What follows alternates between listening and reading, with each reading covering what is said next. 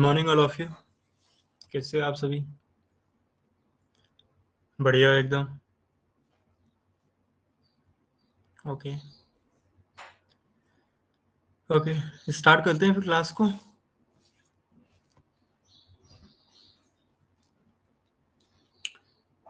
Yes, very very good morning all of you. ठीक है, start करते हैं। सो लास्ट में हम बात कर रहे थे संपत्ति के अधिकार पे, है ना। उसके संदर्भ में हमने कुछ जानकारी के बारे में, कुछ फैक्ट हमने देख लिए थे कि संपत्ति का अधिकार आखिर है क्या। उससे रिलेटेड कुछ डाउट जो है वो हमने क्लियर किए थे।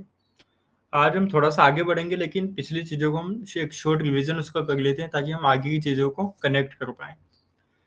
देखिए, संपत्ति का जो अधिकार हमें दिया गया था, संपत्ति का अधिकार जो हमें दिया गया था, ये बेसिकली अनुच्छेद 31 के अंतर्गत सभी नागरिकों को प्राप्त था। अब जब हमारे देश नए नए आज़ादी हुआ था, तो उस समय सरकार के समक्ष सबसे बड़ी समस्या ये थी कि किसी किसी व्यक्ति के पास जो है, जो जमींदारी प्रथा का पालन करते थे, उनके पास में हजारों एकड़ जमीन है, और कोई कोई किसान ऐसा है जिनके पास में जमीन नहीं है। तो राज्य के पास समस्या ये थी कि जो जमींदार वर्ग था, उस जमींदार वर्ग से जो भूमि है उसको लिया जाए और गरीब किसानों को दान में दिया जाए, किसानों को दिया जाए, जिससे किसानों का अधिकतम कल्याण हो और आर्थिक असमानता जो है वो कम से कम फैले। यह राज्य का कर्तव्य था। तो राज्य ने ऐसा करने के लिए सबसे पहला संविधान संशोधन किया। संविधान में पहला संविधान संशोधन किया। उसके अंतर्गत दो नए आर्टिकल जोड़ दिए, 31A और 31B। और इसमें साफ साफ तौर पे एक नई अनुसूची का निर्माण कर दिया गया, जिसे हम 9वीं अनुसूची के अंतर्गत रखते हैं। 9वीं अनुसूची का निर्माण किया गया था पहले संविधान संशोधन के द्वारा। और जो भूमि सुधार अधिनियम का निर्माण किया गया था राज्य के द्वारा, उस भूमि सुधार अधिनियम को 9वीं अनुसूची के अंतर्गत शामिल कर दिया गया। क्यों किया गया? क्योंकि भूमि सुधार अधिनियम जब राज्य के द्वारा बनाया गया, तो कई सारे जमींदारों की जमींदारी प्रथा को बंद किया गया और उनसे जमीनें ले ली गई। तो वो जमींदार वर्ग जो है वो सीधा न्यायालय के पास में चले गए कि हमें संपत्ति का अधिकार है और राज्य जो हमारी जमीनें छीन रहा है, क्या ऐसा करना आवश्यक है? तो न्यायालय ने सीधे तौर पे कहा कि राज्य के द्वारा जो ऐसा किया जा रहा है ये बिल्कुल गलत है, क्योंकि जब संपत्ति का अधिकार दिया गया है तो आप भूमि कैसे छीन सकते हैं, है ना। तो राज्य के इस भूमि सुधार अधिनियम को असंवैधानिक घोषित कर दिया गया। तो फिर इसे बचाव के लिए नेहरू जी की सरकार ने संविधान में एक नई अनुसूची का निर्माण कर दिया, जिसे हम 9वीं अनुसूची का नाम देते हैं। और ये लिख दिया गया कि अगर 9वीं अनुसूची के अंतर्गत किसी कानून को रख दिया जाता है या फिर किसी विधि को रख दिया जाता है, तो उसकी न्यायिक समीक्षा न्यायालय के द्वारा नहीं की जाएगी। ये प्रावधान किया गया था, है ना। ये सारी चीजें हम पढ़ चुके थे। अब आज हम उनसे थोड़ा सा आगे आते हैं कि जब ये भूमि सुधार अधिनियम का निर्माण किया गया था, तो कई सारे जमींदार ऐसे थे जिनकी जमींदारी जो है वो रद्द कर दी गई थी, है ना। उसमें एक व्यक्ति थे जिनका नाम था शंकरी प्रसाद। एक जमींदार थे शंकरी प्रसाद। जब भूमि सुधार अधिनियम से इनकी जमींदारी प्रथा जो है वो खतरे में आ गई, तो इन्होंने एक याचिका दायर कर दी न्यायालय के अंदर, और न्यायालय से ये सवाल पूछा कि आप मुझे ये बताइए कि हमारा मौलिक अधिकार में पहली बात तो संविधान संशोधन किया जा सकता है क्या, या उसे बदला जा सकता है क्या। एक सवाल तो ये पूछा कि क्या मौलिक अधिकारों में संशोधन संभव है, मौलिक अधिकारों में संशोधन हो सकता है। पहला सवाल ये पूछा। और दूसरा ये पूछा कि हमें संपत्ति का अधिकार है, तो संपत्ति के अधिकार के बाद आप इसे हटा सकते हो या नहीं, है ना। यानी कि दोनों का मर्म एक ही है कि आप मूल अधिकारों में संशोधन कर सकते हैं या फिर नहीं, राज्य के द्वारा इसे किया जा सकता है या नहीं। ये सवाल शंकरी प्रसाद वाद में पूछा गया था। तो न्यायालय का इसमें डिसीजन क्या था, उस डिसीजन को आप देख लीजिए। तो हेडिंग आप चेंज कर लीजिए, हेडिंग आप चेंज कीजिए, शंकरी प्रसाद वाद, शंकरी प्रसाद वाद।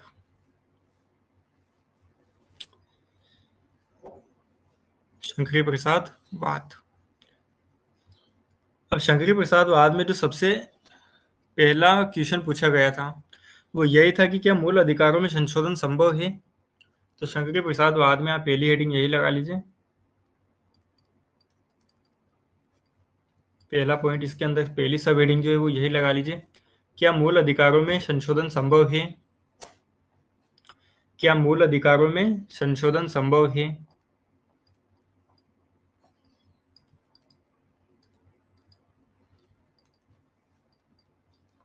मूल अधिकारों में संशोधन संभव है।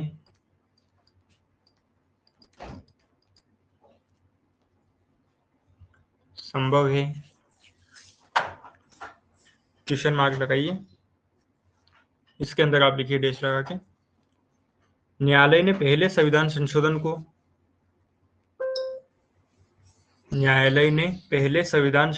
को संवैधानिक कहा।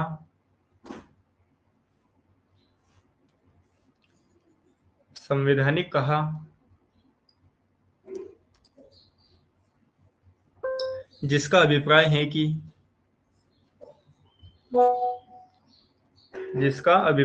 कि अनुच्छेद 31A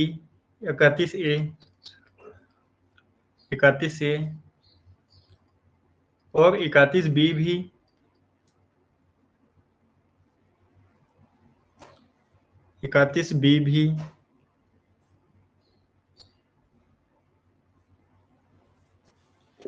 भी संवैधानिक है। सर अभी स्टार्ट किया है क्या ये? आप हेडिंग लगा लीजिए, शंकरी प्रसाद वाद। ठीक है, एक पॉइंट से आप रिकॉर्डेड फॉर्म में थोड़ा सा देख लीजिएगा, हम थोड़ा सा अब आगे बढ़ते हैं। प्रसाद वाद में उच्चतम न्यायालय का डिसीजन क्या आया था कि संसद वो ऐसी विधि का निर्माण कर सकती है जिससे कि मौलिक अधिकार में संशोधन हो सकता, उच्चतम न्यायालय के द्वारा माना गया था। लेकिन अब समय जैसे आगे बढ़ता है तो अगला मुद्दा यह आता है कि जो मूल अधिकार है क्या उसको कोई संरक्षण नहीं दिया गया है? ऐसे तो कभी राज्य के द्वारा हो सकता है हमारे मौलिक अधिकार जो है उनका हनन किया जाए, हो सकता है राज्य कल को किसी विधि के द्वारा हमारे मौलिक अधिकारों को खतरे में डाल दे, या फिर कल को कह दे कि आपको स्वतंत्रता का अधिकार जो छीन लिया जाए, ऐसा भी कह सकता है राज्य। तो हमारे मौलिक अधिकारों को कुछ विशेष संरक्षण दिया जाना चाहिए, ये शंकरी प्रसाद वाद में पूछा गया था। तो इस पर न्यायालय का तर्क क्या था?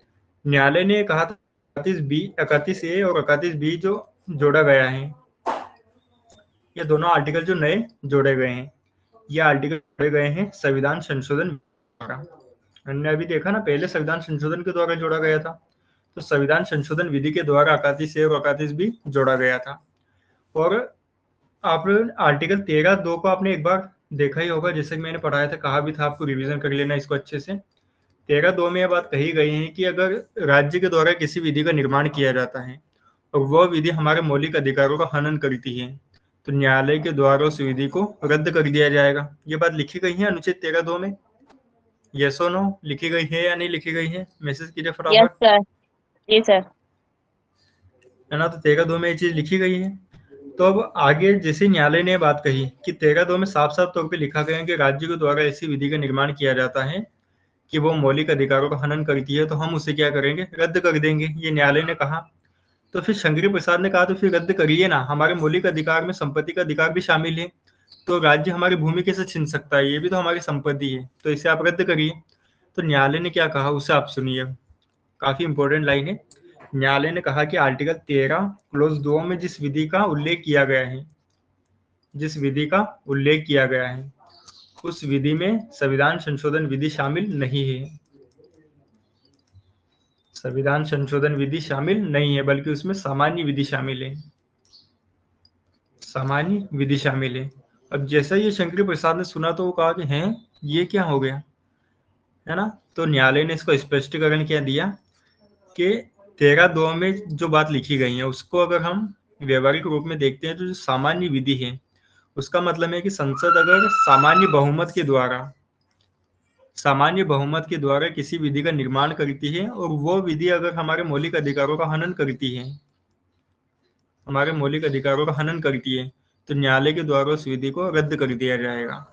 लेकिन दूसरी ओर अगर संसद के द्वारा संविधान में संशोधन करके किसी विधि का निर्माण किया जाता है है ना। आपको पता है ये सामान्य विधि जो है उसको बनाने की प्रक्रिया अलग होती है और संविधान संशोधन विधि को बनाने की प्रक्रिया अलग होती है। ये बात पता है ना आपको? ये सुनो। Yes sir. यस। तो जो संविधान संशोधन के द्वारा अगर राज्य के द्वारा किसी विधि का निर्माण किया जाता है ना, तो वह विधि जो है उससे आप मौलिक अधिकार छीन सकते हो। ऐसा खुद न्यायालय के द्वारा कहा गया था कि अगर आप संविधान में संशोधन करके मौलिक अधिकारों को कम करते हो या ज्यादा करते हो तो आप ऐसा कर सकते हो, लेकिन सामान्य विधि से आप ऐसा नहीं कर सकते हो। यह बात कही थी शंकरी प्रसाद वाद में। तो फिर आगे चल करके एक और बड़ा डिसीजन आया। शंकरी प्रसाद ने यहीं पर एक बात कही थी कि ठीक है आप संविधान में संशोधन करके ऐसा कर सकते हो, तो क्या इसको मतलब तो कल को संविधान में संशोधन करके हमारे अभिव्यक्ति की आजादी को भी छीना जा सकता है, व्यक्ति के बोलने का अधिकार को भी छीना जा सकता है, ऐसा भी हो सकता है। तो क्या ऐसा होना चाहिए? तो उस समय नो सर। न्यायालय ने कोई स्पष्टीकरण नहीं दिया। लेकिन जैसे जैसे केस आगे बढ़ेगा तो और भी हम चीजें कवर करेंगे कि आखिर आगे क्या होता है। तो जो आपने हेडिंग लगाई थी पहला, अब उसमें दूसरी हेडिंग आप लगाइए, सब हेडिंग मूल अधिकार को विशेष संरक्षण। मूल अधिकार को विशेष संरक्षण।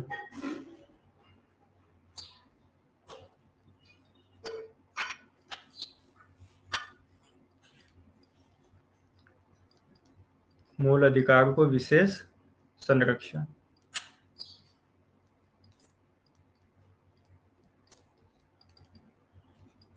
ये शंकरी प्रसाद वाद के अंदर ही है ना। दूसरा सब टॉपिक है आपकी दूसरी सब हेडिंग। तो इसमें आप डैश लगा के लिख लीजिए। पहला पॉइंट इसमें लिखिए, संविधान के भाग 3 को संविधान के भाग 3 को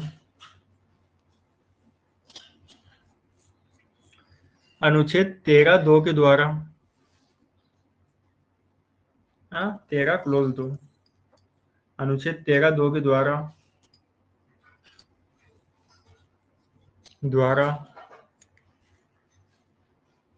विशेष संरक्षण दिया गया है।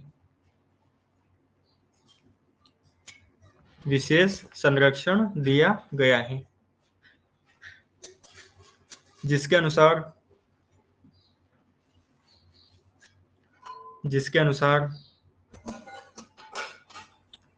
यदि किसी विधि के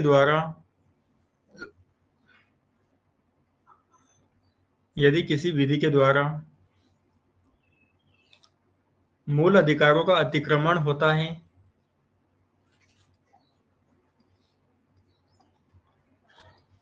मूल अधिकारों का अतिक्रमण होता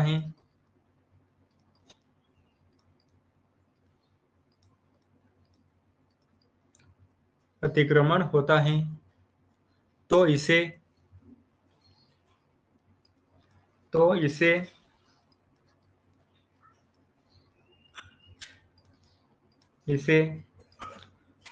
असंवैधानिक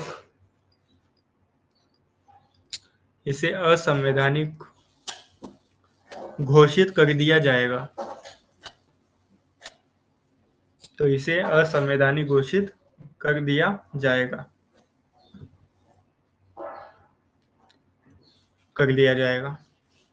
पूर्णविराम लगाइए। दूसरा पॉइंट आप इसमें लिखिए।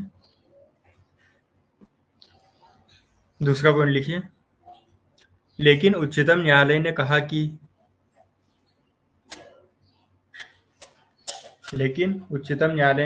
कि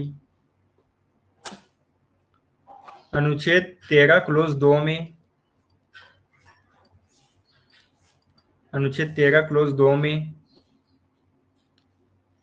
सर एक बार सामान्य विधि रिपीट का कीजिएगा ये वाली लाइन। लेकिन उच्चतम न्यायालय ने कहा कि अनुच्छेद 13 क्लोज 2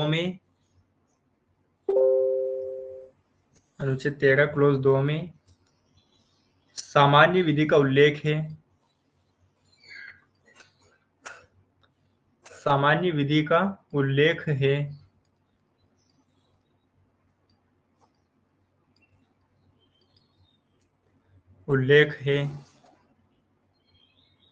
संविधान संशोधन विधि का उल्लेख नहीं है।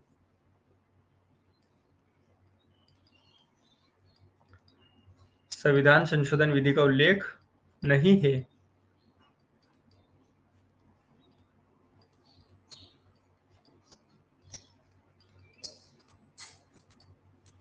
नहीं है, पूर्ण विराम, पूर्ण विराम। जिसके अनुसार संविधान संशोधन द्वारा, जिसके अनुसार संविधान संशोधन द्वारा संविधान के किसी भी भाग को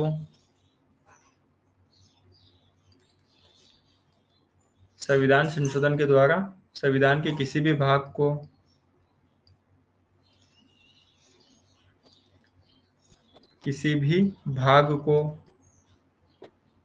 बदला जा सकता है,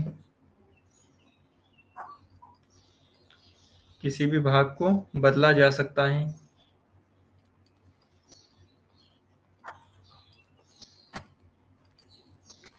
बदला जा सकता है जिसमें मूल अधिकारों का भाग भी, जिसमें मूल अधिकारों का भाग भी शामिल है, शामिल है। अतः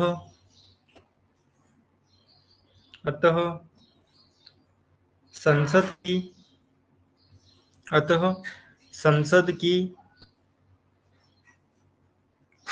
की संशोधन की शक्ति पर,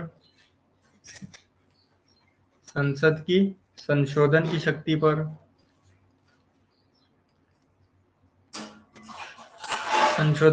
पर कोई प्रतिबंध नहीं है, कोई प्रतिबंध नहीं है।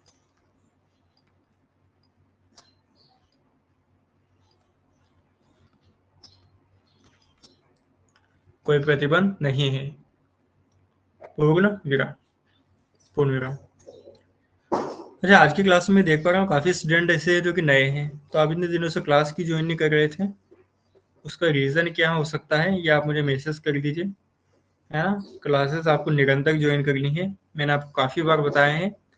आप जिस एग्जाम की तैयारी कर रहे हो ये अपने आप में मैराथन है ना। यहाँ से आपको स्टार्ट करना है, यहाँ तक पहुँचना है।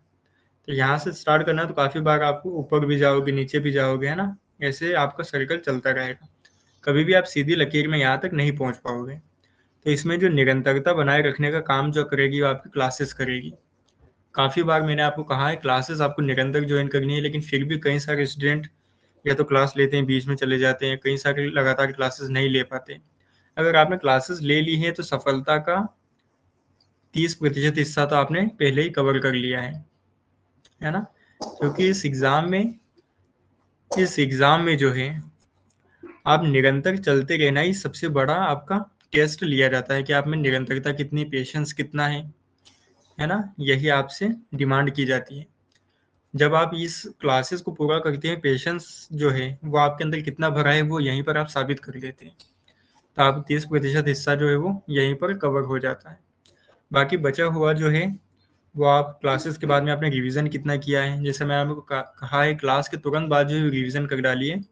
इसके बाद में आपने प्रीवियस ईयर के क्वेश्चन पेपर लगाए हैं या नहीं लगाए हैं, है ना। ये सारे मेरे द्वारा कवर करवाए जाएंगे, आप केवल पढ़ते रहिए और रिवीजन करते रहिए, है ना। बाकी सारी चीज़ों को हम बिल्कुल बेसिक टू एडवांस लेवल तक ले जा रहे हैं। अगर आपने किसी भी तरीके का कोई भी डाउट है तो आप मुझसे क्लासेस के दौरान भी पूछ सकते हो।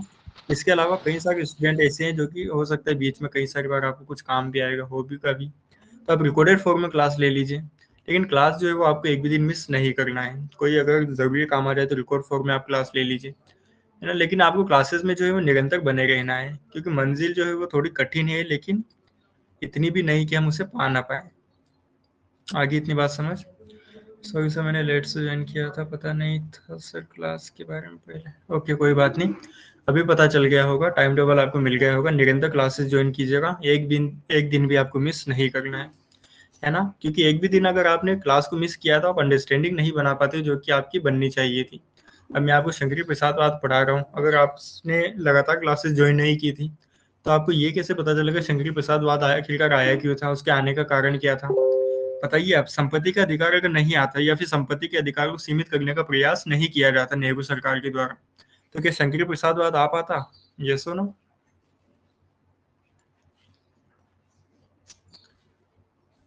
आ पाता है क्या? No sir. नहीं सर। है ना? तो एक जो दूसरी चीज है वो एक चीज से पहले से कनेक्ट है, एक चीज दूसरे से कनेक्ट है, दूसरी तीसरी से कनेक्ट है। कनेक्ट टाइप से आपको पढ़ाते हुए हम आगे की ओर जा रहे हैं। वरना पढ़ाने के और भी कई सारे तरीके हो सकता है। आपको सारे आर्टिकल जो है पहले बता दिए जाए, जो कि आपके कुछ काम की है नहीं। मौलिक अधिकार आपको पहले पढ़ा दिया जाए, फिर बाद में अगला चैप्टर जो है वो केस का चलेगा, शंकरी प्रसादवाद, गोलकनाथवाद, ए के गोपालनवाद, ऐसे करते हुए हम आगे बढ़े, तो उसका कुछ फायदा है नहीं। क्योंकि आपको जब आंसर राइटिंग करनी है तो सारी चीजों को जितने हो सकता है उतना डायमेंशन आपको कवर करने होते हैं। हो सकता है संपत्ति के अधिकार से कोई क्वेश्चन आ जाए, तो आप ऐसे करोगे कि संपत्ति का अधिकार आर्टिकल 31 में लिखा गया था, उसको हटा दिया गया, उतने संविधान संशोधन द्वारा हटाया गया।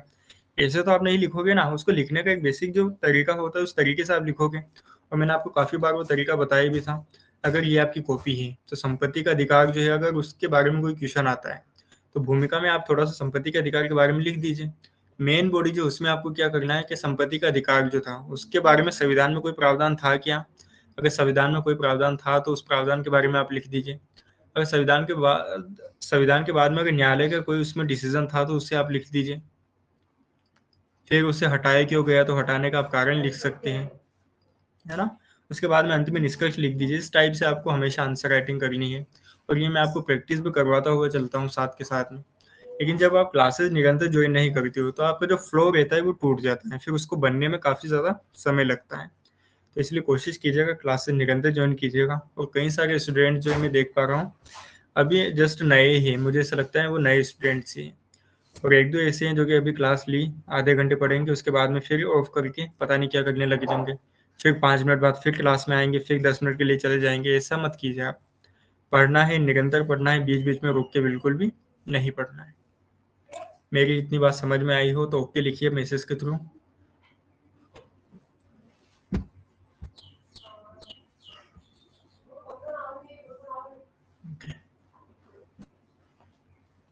ठीक। सो आई होप, मैं अभी उम्मीद करके चल सकता हूँ कि आप जो है वो क्लासेस निरंतर ज्वाइन करोगे, है ना। जितना हो सके उतना कोशिश करोगे क्लास हमसे मिस ना हो। ठीक है। यस अब हम सर। थोड़ा सा आगे बढ़ते हैं। तो बेसिकली शंकरी प्रसादवाद में उच्चतम न्यायालय ने क्या कहा कि जो आर्टिकल 13(2) के अंतर्गत जिस चीज लिखी गई है, इसमें सीधे तौर पे बात कही गई है कि संसद के द्वारा जो है वो किस संविधान के किसी भी भाग में परिवर्तन किया जा सकता है। लेकिन संविधान संशोधन विधि के द्वारा अगर परिवर्तन किया जाता है तो उससे न्यायालय के द्वारा रद्द नहीं किया जा सकता। क्यों नहीं किया जा सकता? क्योंकि आर्टिकल 13(2) में संविधान संशोधन विधि का उल्लेख नहीं है, बल्कि कौन सी विधि का है? सामान्य विधि का है। सामान्य विधि का। ये बात कह दी गई, है ना। अब जैसे जैसे समय आगे बढ़ेगा तो मैं आपको पूरी स्टोरी स्टेप बाय स्टेप बताता रहूंगा, लेकिन आप थोड़ा सा संविधायी विधि और विधायी विधि क्या होती है इसके बारे में लिख लीजिए। तो तीसरा पॉइंट आप लिखिए, जो आपके मूल अधिकार को विशेष संरक्षण था ना, ये पॉइंट खत्म हो गया है। तीसरा सब टॉपिक आप लिखिए शंकरी प्रसादवाद के हेडिंग। अंतर्गत ही। हाँ, तीसरी हेडिंग हेडिंग। शंकरी प्रसादवाद के अंतर्गत ही तीसरी हेडिंग आपको लिखनी है, संविधायी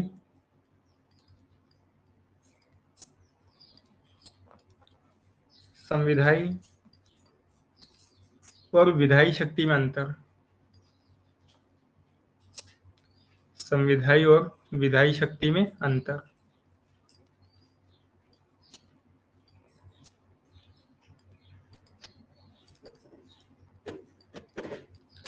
अब ये क्या होती है? तो पहला होता है संविधायी शक्ति। संविधायी शक्ति का बेसिक मतलब होता है संविधान संशोधन की शक्ति, है ना। तो एक हो गया हमारे पास में संविधान संशोधन की शक्ति। और विधायी शक्ति का मतलब आप कह सकते हो सामान्य संशोधन की विधि, या भी सामान्य किसी भी विधि का अगर निर्माण करना हो तो उसकी शक्ति, है ना। अब संविधान संशोधन की अगर हम बात करते हैं तो संविधान के अगर आर्टिकल हम 368 को देखते हैं तो 368 में हमें संविधान संशोधन की विधि के बारे में पता चलता है। सामान्य विधि की अगर हम बात करते हैं तो आर्टिकल 245 एंड 246 ये वो आर्टिकल है जिनके द्वारा सामान्य विधि का निर्माण किया जा सकता है। अब सामान्य विधि पारित कैसे की जा सकती है, इसके बारे में अगर हम देखें तो सामान्य विधि बेसिकली, जस्ट अ सेकंड,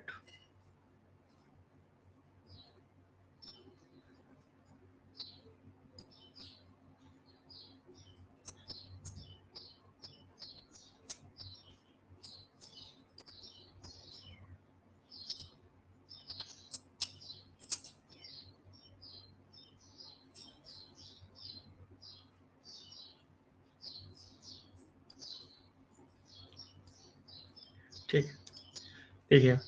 सामान्य विधि जो होती है, अगर किसी विधि का निर्माण करना हो, सपोज कोई कानून बनाना हो हमें, हम मान लेते हैं कोई भी एक कानून ले लेते हैं कि ट्रैफिक से रिलेटेड कोई भी कानून बनाना है हमें, ठीक है। तो ट्रैफिक से रिलेटेड कानून बनाने के लिए उसे संसद में बिल को पेश करना पड़ेगा।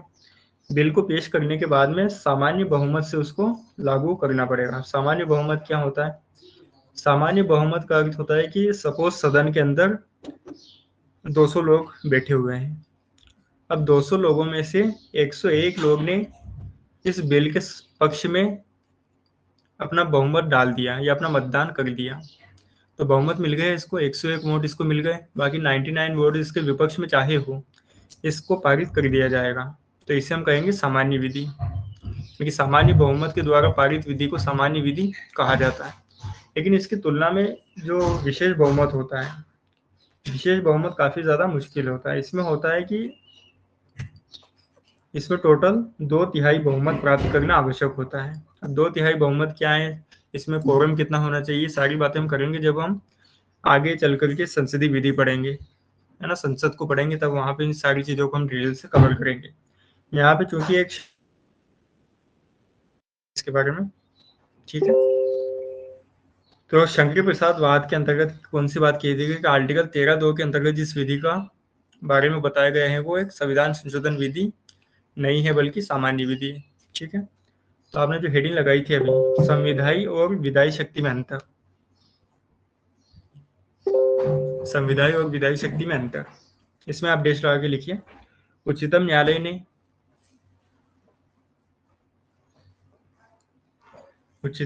ने यह भी मान लिया कि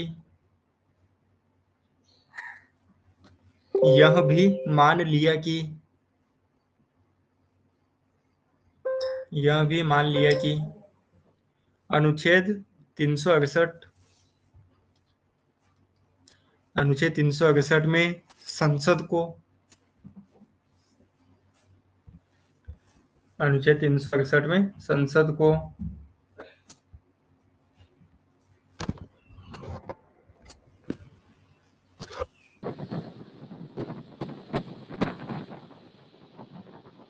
आप लोगों तक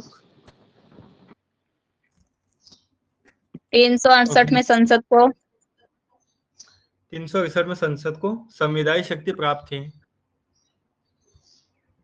संविधायी शक्ति प्राप्त है।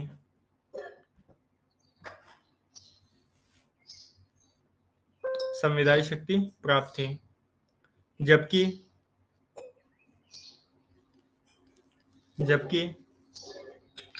अनुच्छेद 245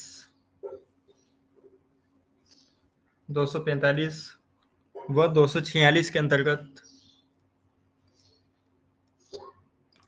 245 व 246 के अंतर्गत संसद की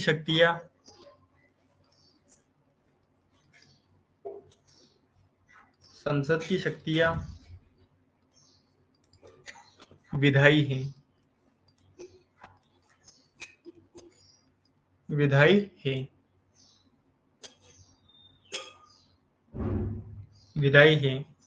और विधायी शक्ति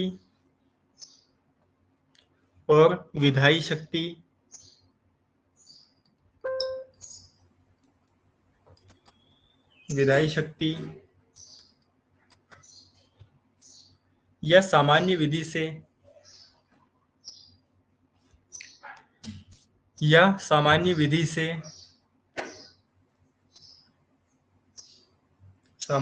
से मूल अधिकारों का अतिक्रमण मूल अधिकारों का अतिक्रमण,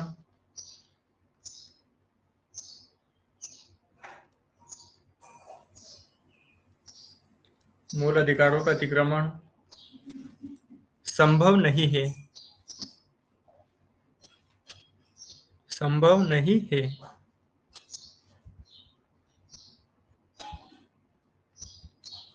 संभव नहीं है, पूर्ण विराम, पूर्ण विराम।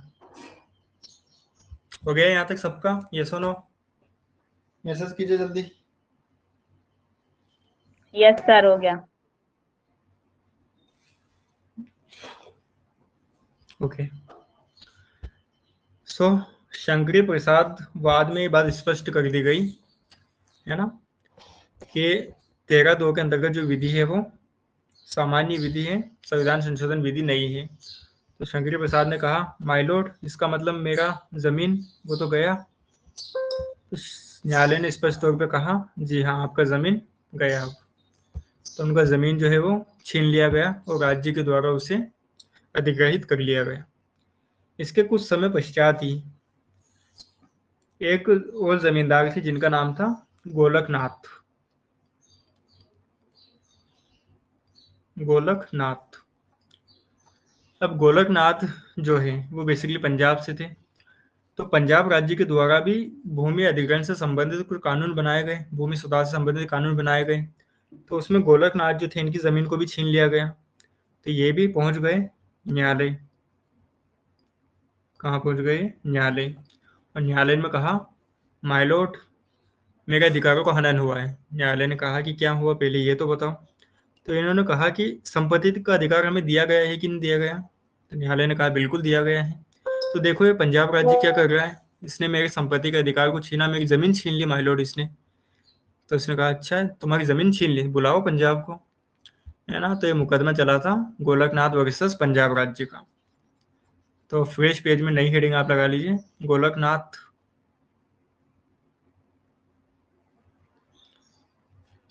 गोलकनाथ वाद वर्सेस पंजाब राज्य। पंजाब राज्य।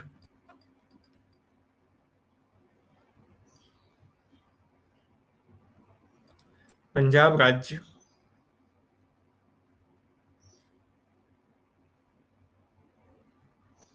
डेट लगाइए। अब देखिए इस डिसीजन में क्या होगा। इस डिसीजन में गोलकनाथ भी वही सवाल पूछेगा जो कि शंकरी प्रसाद ने पूछा था। शंकरी प्रसाद ने क्या पूछा था कि माय लॉर्ड आप ये बताइए कि जो हमारे मौलिक अधिकार हैं उसमें संशोधन हो सकता है या नहीं हो सकता, ये बात पूछी गई थी। तो शंकरी प्रसाद बाद में उच्चतम न्यायालय ने क्या कहा था कि बिल्कुल उसमें संशोधन हो सकता है और संसद जो है ऐसा कर सकती है, यही बात कही गई थी। लेकिन अब गोलकनाथ वाद में उच्चतम न्यायालय अपना डिसीजन पूरी तरीके से बदल देगा। कैसे बदलेगा तो लिख लीजिए आप, या फिर ऐसे सुन लीजिए। उच्चतम न्यायालय क्या कहेगा गोलकनाथ वाद में कि संसद जो है किसी भी भाग को बदल सकती है लेकिन उसमें मौलिक अधिकार वाला भाग शामिल नहीं है। यानी कि संसद जो है वो हमारे मूल अधिकार जो है उसमें संशोधन नहीं कर सकती, ये बात कह देगी। तो लिख लीजिए आप इसके बारे में थोड़ा। देखिए उच्चतम न्यायालय ने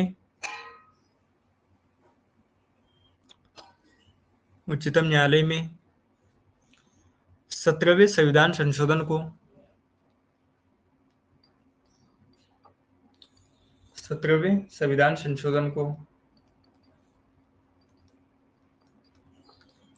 अब ये जो 17वां संविधान संशोधन था इसमें पंजाब राज्य के द्वारा भूमि सुधार का अधिनियम बनाया गया था, है ना। तो 17वें संविधान संशोधन को गोलकनाथ वाद में गोलकनाथ वाद में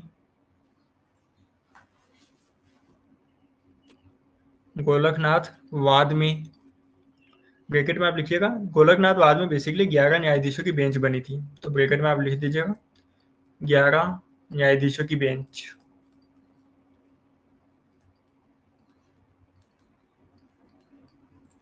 ग्यारह न्यायाधीशों की बेंच, ब्रैकेट बंद कर लीजिए।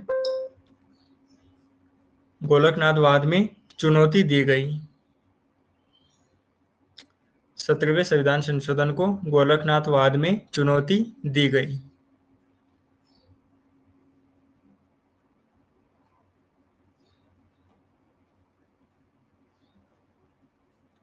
चुनौती दी गई, जिसमें पंजाब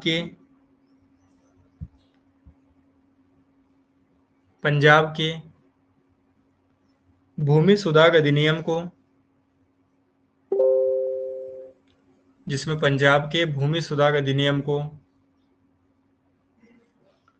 नवीं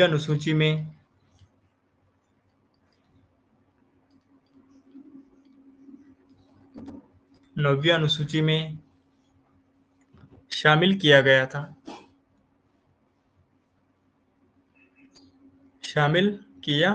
था। पूर्ण विराम।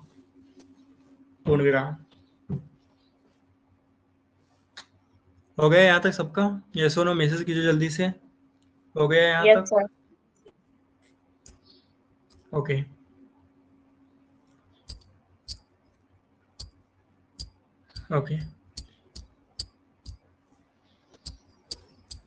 सो थोड़ा सा क्लियर हो रहा होगा। नवीं अनुसूची जो हमने बताई थी, वहां पे याद करने के लिए क्यों बोला था।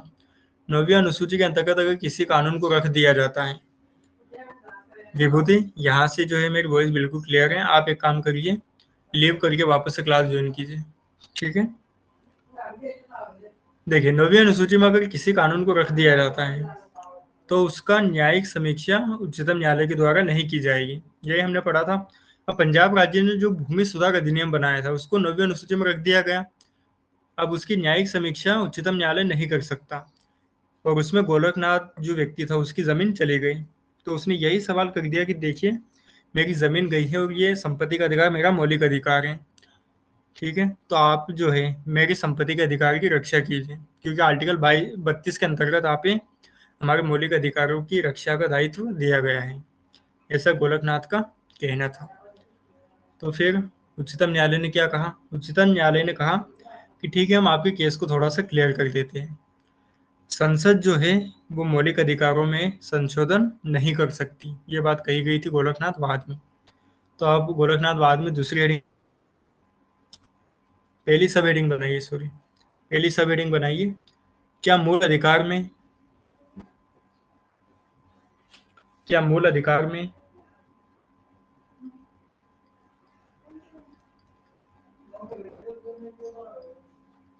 मूल अधिकार में संशोधन किया जा सकता है? क्या मूल अधिकार में संशोधन किया जा सकता है?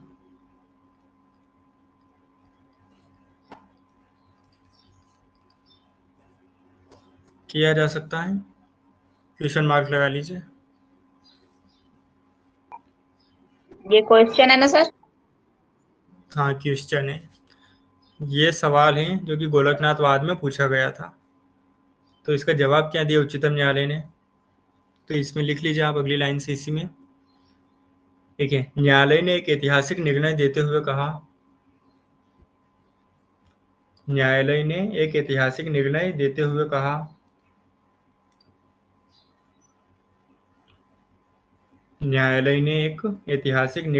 देते हुए कहा कि मूल अधिकार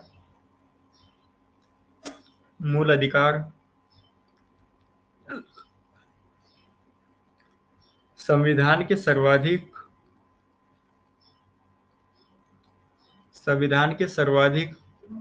महत्वपूर्ण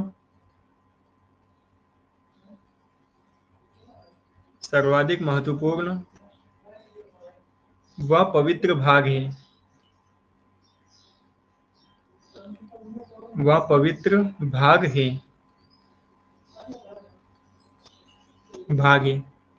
जिनका संशोधन संभव नहीं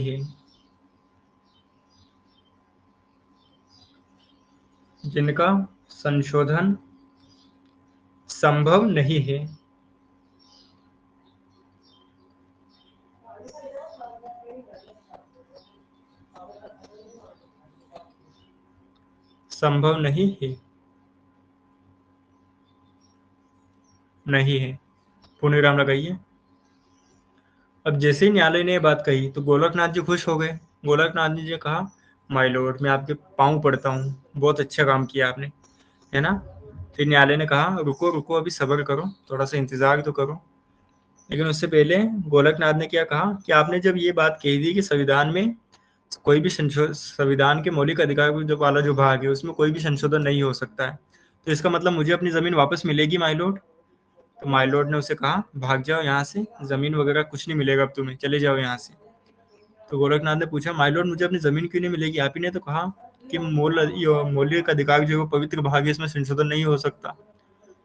तो न्यायालय ने कहा रुको, अभी पूरी बात तो मेरी सुन लो। तो पूरी बात क्या कही थी न्यायालय ने, तो थोड़ा सा इसमें आगे लिखिए। लेकिन लिखिए आप आगे, लेकिन न्यायालय ने न्यायालय ने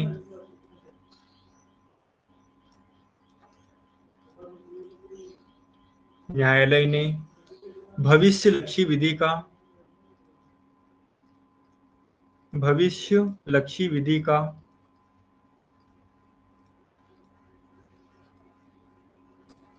भविष्यलक्षी विधि का सिद्धांत देते हुए कहा कि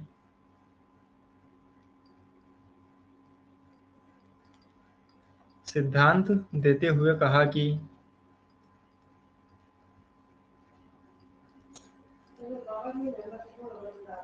देते हुए कहा कि जिन मूल अधिकारों का जिन मूल अधिकारों का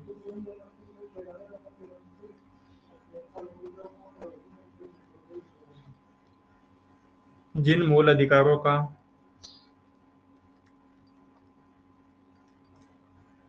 संशोधन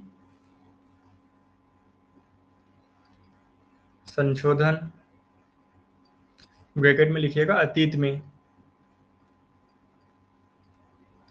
में ब्रैकेट बंद संशोधन किया जा चुका है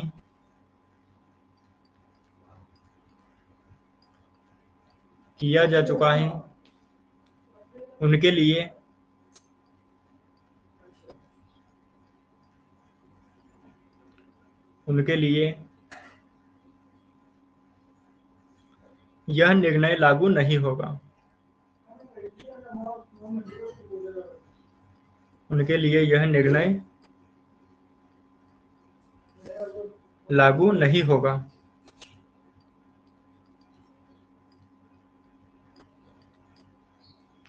लागू नहीं होगा। लेकिन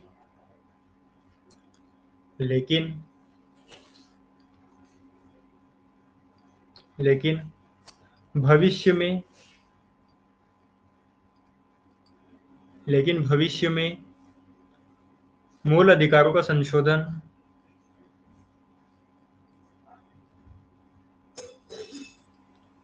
भविष्य में मूल अधिकारों का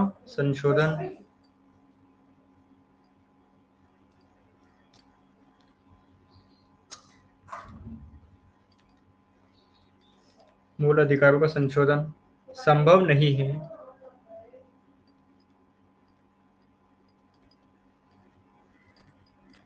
संभव नहीं है। पूर्ण लगाइए। तो अब समझ में आ गया गोलकनाथ को उसकी जमीन क्यों नहीं मिली? यस और नो? Yes sir. न्यायालय ने क्या कह दिया कि अभी तक यानी कि अतीत में, आज जो मैं डिसीजन दे रहा हूँ उससे पहले जो कुछ भी हो चुका है वो तो हो गया, चलो कोई बात नहीं, लेकिन आज के बाद ऐसा नहीं होगा। यानी कि कल अगर आपकी जमीन चली गई तो उसे हम वापस तो नहीं दिला सकते, लेकिन ये आश्वासन देते हैं कि आज के बाद में आपकी जमीन जो है वो कोई नहीं छीनेगा। ये बात स्पष्ट कर दी गई। क्लियर है यहाँ तक सारी चीजें? Yes sir. ओके। सो अब दूसरा सवाल जो कि शंकरी प्रसाद वाद में पूछा गया था, सेम वही गोलकनाथ वाद में भी पूछा गया। उच्चतम न्यायालय से पूछा गया कि आप मुझे ये बताइए कि ठीक है आपने कह दिया कि संशोधन नहीं हो सकता, लेकिन संशोधन करने की दो विधियां हमारे पास में, एक संविधान संशोधन की विधि है और दूसरी हमारे पास में सामान्य विधि है। तो इसमें से क्या केवल सामान्य विधि से ही मौलिक अधिकार नहीं छीने जा सकते या फिर दोनों विधियों से नहीं छीने जा सकते? ये क्वेश्चन पूछा गया था। तो न्यायालय ने उसका जवाब क्या दिया, तो आप हेडिंग चेंज कीजिए, हेडिंग आप चेंज कीजिए। देखिए, संशोधन विधि से भी संशोधन विधि से भी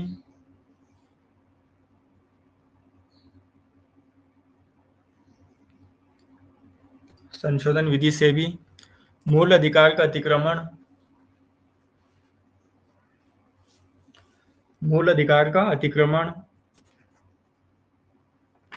संभव नहीं है, संभव नहीं है।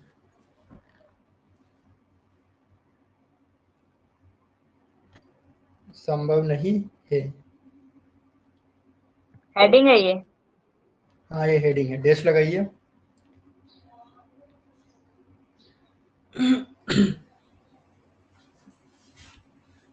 डैश लगाइए। ये बात गोरखनाथ बाद में कही गई थी, है ना। तो न्यायालय ने पूरी बात क्या कही थी, देखिए, पहले संविधान संशोधन के बाद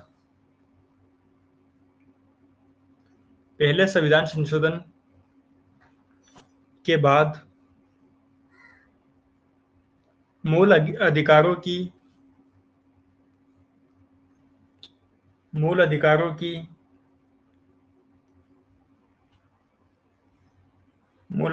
की लगातार कटौती हो रही थी। मूल अधिकारों की लगातार कटौती हो रही थी। परिणाम स्वरूप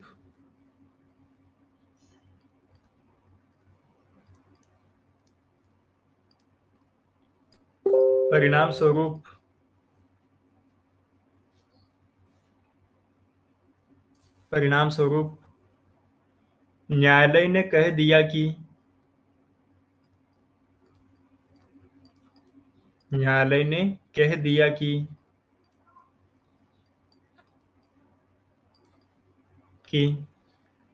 अनुच्छेद 13 क्लोज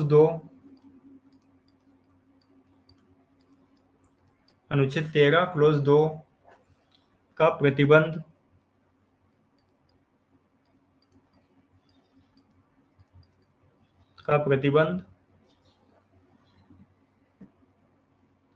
संविधान संशोधन विधि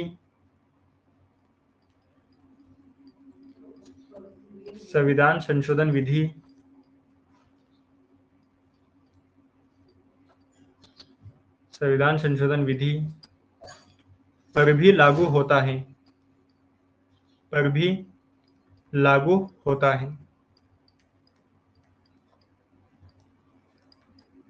लागू होता है क्योंकि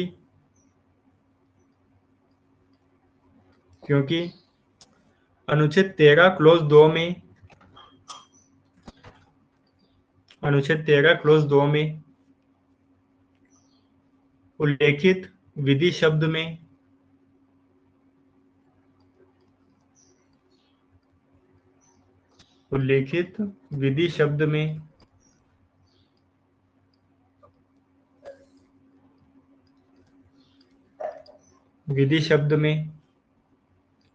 संविधान संशोधन विधि भी शामिल है।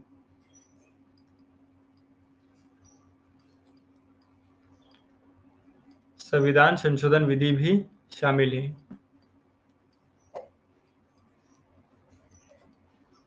संविधान संशोधन विधि भी शामिल है।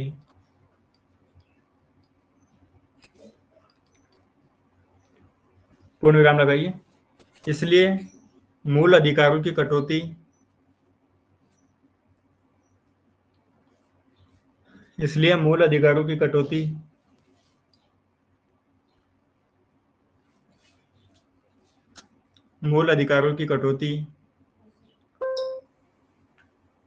न तो सामान्य विधि से संभव है,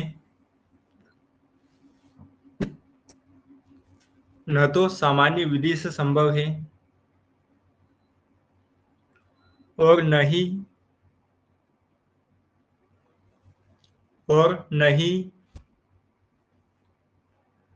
संविधान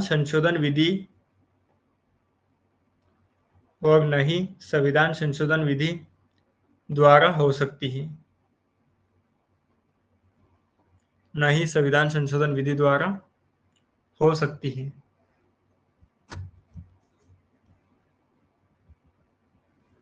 पूर्ण विराम, पूर्ण विराम। हाँ, अब यहाँ से आप खुद रिलेट कर सकते हो। 13(2) में क्या लिखा गया था? 13(2) में लिखा गया था कि संसद के द्वारा ऐसी विधि का निर्माण किया जाता है जो कि हमारे मौलिक अधिकारों का हनन करती है, तो उस विधि को न्यायालय के द्वारा रद्द कर दिया जाएगा। अब शंकरी प्रसाद वाद आता है, तो शंकरी प्रसाद वाद में क्या कहा गया था? शंकरी प्रसाद, तो शंकरी प्रसाद वाद में क्या कहा गया था कि जो 13(2) में उल्लेखित विधि है वह केवल सामान्य विधि है, उसमें संविधान संशोधन विधि शामिल नहीं है। यही बात कही गई थी। लेकिन इसके बाद में जस्ट गोलकनाथ वाद आया, तो गोलकनाथ वाद में क्या कहा गया कि अनुच्छेद 13(2) में जिस विधि का निर्माण है उसमें सामान्य विधि भी है और इसके साथ में संविधान संशोधन विधि दोनों इसके अंतर्गत शामिल है। यही बात कही गई थी, है ना? यानी कि उच्चतम न्यायालय के द्वारा शंकरी प्रसाद वाद में दिए गए अपने ही डिसीजन को बदल दिया गया। किस वाद में? गोलकनाथ वाद में। तो अपने ही डिसीजन को बदल दिया गया, तो न्यायालय ऐसा कर सकता था। अब आगे संपत्ति का अधिकार आखिरकार हटा कैसे, इसके बारे में चर्चा करेंगे हम कल। आज के लिए इतना काफ़ी है, नोट्स को रिवीजन कर लीजिएगा अच्छे से। संपत्ति का अधिकार क्यों हटा, कैसे हटा, उसके बारे में चर्चा हम कल की क्लास में करने वाले। ठीक है, तो आई होप क्लास आपको अच्छी लगी होगी, रिवीजन भी आप करेंगे, है ना? और कल जो है अटेंडेंस मुझे पूरी चाहिए, एक क्लास भी आपको मिस नहीं करना है ना? क्योंकि समय जो है हमारे पास में काफ़ी कम बचा है। ठीक है, सो आज के लिए इतना काफ़ी है, बाकी हम मिलते हैं कल की क्लास में। तब तक के लिए थैंक यू। एंड किसी को कोई भी डाउट है तो अभी आप पूछ लीजिए यहाँ तक।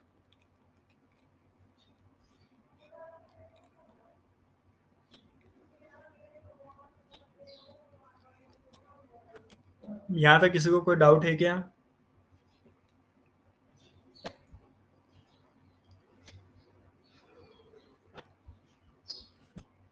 कोई डाउट तो नहीं है ना किसी को?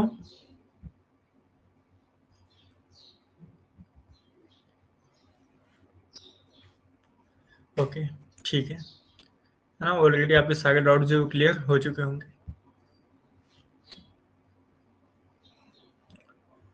ठीक है, फिर आज के लिए इतना काफ़ी है, मिलते हैं हम अगले क्लास में। तब तक के लिए थैंक यू।